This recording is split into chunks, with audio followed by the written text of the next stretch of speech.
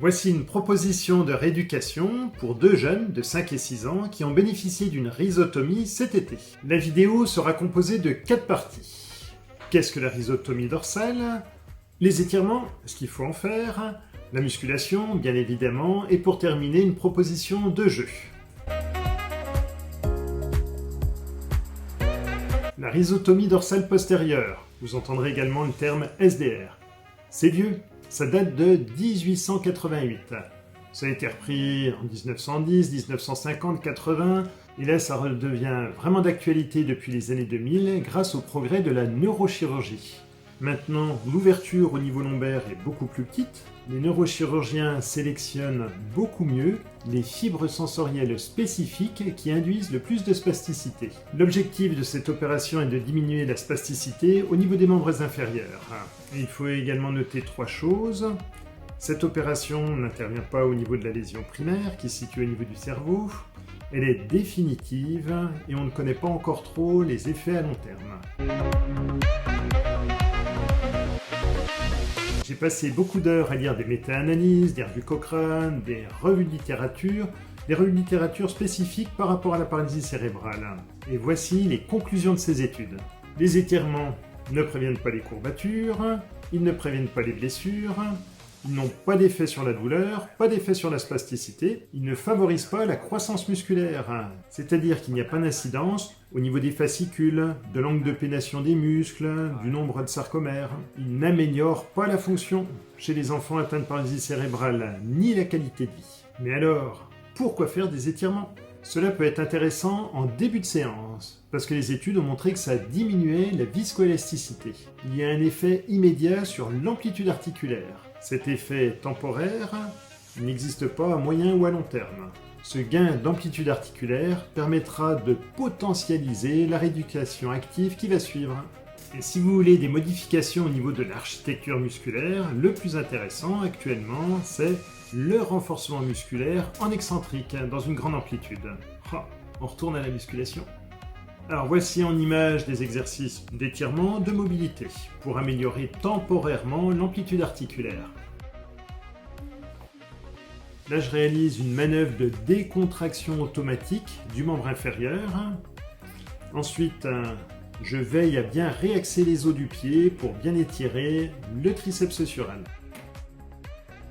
Après, j'ai opté pour des exercices de mobilité. Alors pourquoi ? Pour 2 raisons. Cela permettra de développer l'autonomie des jeunes qui vont devenir des adultes. Le kiné ne sera pas toujours derrière leur dos, c'est important de développer leur autonomie, c'est notre rôle. Et ensuite, par rapport aux enfants, c'est plus ludique. Donc j'ai construit ce yoga des animaux en prenant des images sur internet. Ensuite, ce sont les enfants qui choisissent quelle posture réaliser.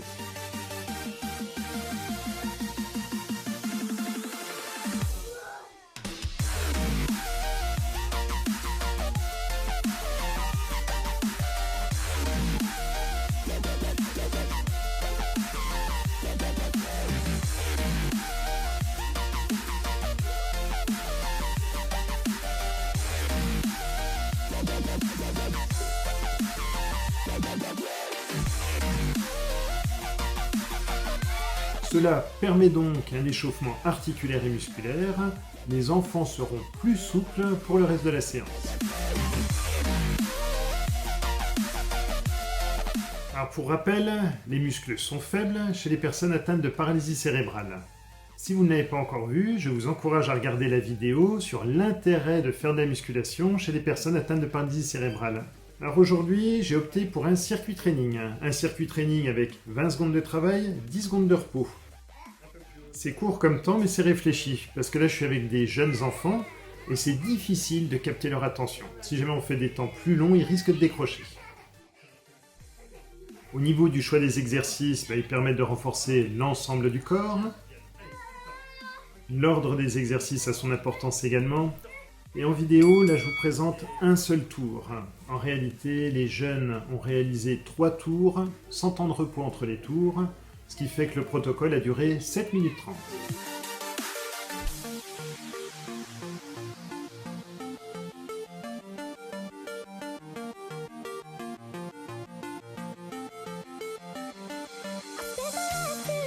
Ensuite, ils ont enchaîné avec un Tabata de assis debout. Ce protocole, je l'ai déjà décrit dans une autre vidéo. Vous aurez le lien à la fin de cette vidéo. Pour rappel, le protocole Tabata, normalement, c'est un seul exercice à réaliser à haute intensité. Et avec nos jeunes, si jamais on fait le assis debout, il faut veiller à ce qu'ils le fassent dans toute l'amplitude, qu'ils finissent bien l'extension de hanche. Et là, j'ai rajouté une difficulté pour eux, c'est pendant le temps de repos, en fait, ils essayent de tenir debout statique.